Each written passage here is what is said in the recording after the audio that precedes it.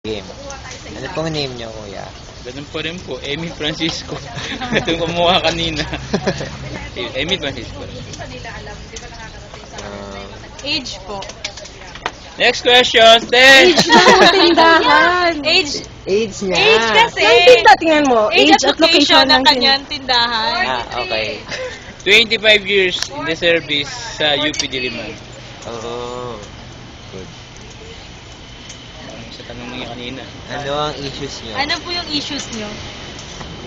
Well, gaya pa rin ng dati, since the beginning ng 2006 ba, 8, patatanggalin ang mga maninda.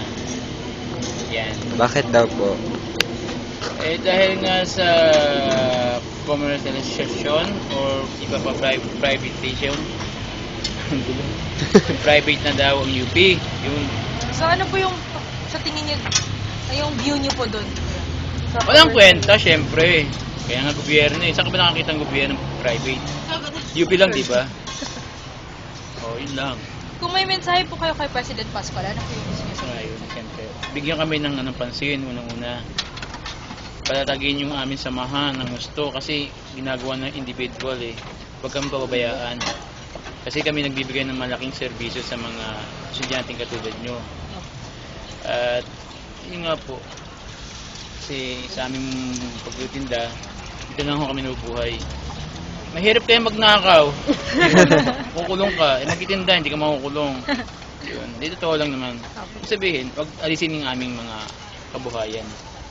Kahit mahirap lang kami, hindi ka mukha ng McDonald's at Jollibee. Sila, may kakainin sila, kami, wala.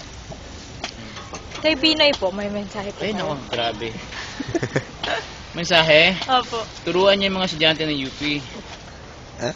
na huwag matutong magnakaw sa pera ng gobyerno. Bakit ka mo? Si Dirilon. Sino ba isa? Miriam. At taga UP yan. Alam mo kung di sila magnanakaw. Yun. Turuan nila kung paano corruption, paano malulutas. Yun lang naman ang kahirapan eh. Kasi nihana ako ng kabayan ng bayan. Ibigay sa mga mahirap, lalo sa mga estudyante sa UP. Kasi malaki may tutulong diyan. Kasi sila yung unang kinikilala sa buong mundo, mga estudyante ng UP. Kaya ayun po. Salamat po. Thank you po.